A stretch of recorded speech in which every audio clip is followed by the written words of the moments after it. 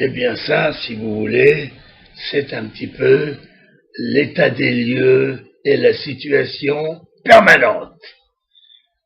Les terroristes du Hamas, ces terroristes reconnus par pratiquement tous les pays démocratiques du monde comme terroristes, eh bien les terroristes planquent, cachent leurs armes et eux-mêmes se cachent dans les écoles, dans les hôpitaux, dans tous les endroits où règne une population de civils en danger.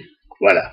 Alors voilà, nos terroristes ont caché, ont planqué, je préfère ce mot-là, vous voyez, les 20 missiles dans une école appartenant à l'ONU, et l'ONU n'a rien trouvé de mieux que de les rendre au Hamas. Voilà, comme ça le Hamas, au moins, pourrait les utiliser. Alors que si on les avait donnés à Israël, on les aurait détruits, et ils ne seraient plus dangereux ni pour la population palestinienne, ni pour la population juive.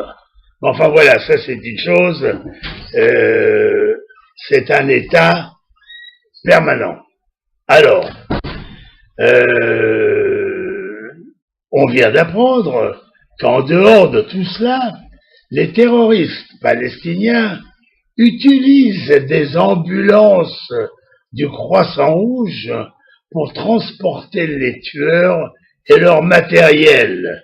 Le fait que l'UNRWA, cette organisation qui se trouve au Moyen-Orient pour protéger les populations civiles, eh bien voilà, c'est leur restituer, par exemple, les 20 missiles qu'ils avaient illégalement cachés, mettant en danger la vie des enfants en un acte criminel et illégal. Je m'excuse pour la brutalité des mots, mais c'est comme ça. C'est comme ça que ça se déroule au Moyen-Orient. Il faut quand même qu'on le sache. Alors Christopher Gunness, directeur de l'UNRWA à Gaza, a trouvé plus prudent de rendre les 20 missiles aux criminels du Hamas plutôt que de les donner à Israël. Bon, voilà. Si vous cherchez à savoir où va la sympathie de l'UNRWA, cette organisation de l'ONU, suivez mon regard.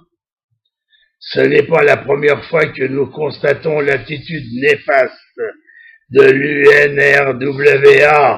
Croyez-moi, nous commençons à être habitués à n'être entourés pratiquement que d'ennemis, que d'antisémites, anti-juifs. L'antisémitisme est revenu 70 ans en arrière à Sarcelles-Gare chassant le pogrom. Et Monsieur Kuckerman, président du CRIF, je le cite, a dit « Les Juifs pourraient fuir en masse la France vers Israël ». Eh bien, c'est ce que je souhaite, c'est ce que je leur demande. Ça va devenir de pire en pire, quelle que soit l'issue des combats actuels. Ça va devenir de pire en pire en France. Le nombre d'islamistes radicaux augmente sans arrêt à une vitesse vertigineuse.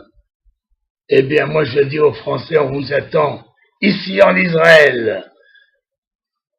Venez, soyez prudents, pensez à vos familles et venez nous rejoindre. Israël a besoin de 10 millions de citoyens juifs. Venez nous aider à réaliser ce rêve. Merci à vous. Dizengoff Center, l'espace commercial le plus vaste et le plus diversifié d'Israël. Dizengoff Center, une destination à ne surtout pas manquer lors de vos prochains séjours à Tel Aviv.